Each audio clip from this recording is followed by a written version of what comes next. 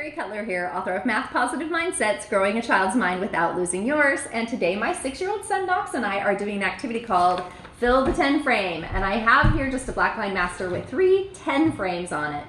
And these 10 frames are going to be filled by this guy rolling the dice. So let's show him how to do it. Roll it, give it a roll right on the table. Try to keep it on the table.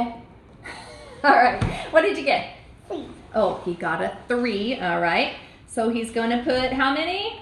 3. Okay, big question for you, Knox. How many more do you need to 7. make 10? Wait! How did you know that so fast? Show me how you knew. How did you know? I did this. What? Did you just start counting right here? No. What? How did you do it? I did. You used your... And how much times this went. Okay, so it was kind of like clapping. 1, 2, 3, 4, 5, 6, 7 times? Yep. Oh my gosh. Okay. That's how I knew. That's awesome. Roll again. That was so So there's a number bond for 10. What's this time? a 5. A 5. Okay, now just fill a different 10 frame, not the same one. And let's find out. We've got 5 now. 1, 2, 3. 5. Yeah. Okay, now big question for you. We've got 5.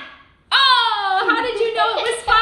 I did. That was just a I known count fact. 10 all the time. You do that one with 10s all the time? Yeah, and I count by 5s 2 times. You counted by 5 2 times. Awesome.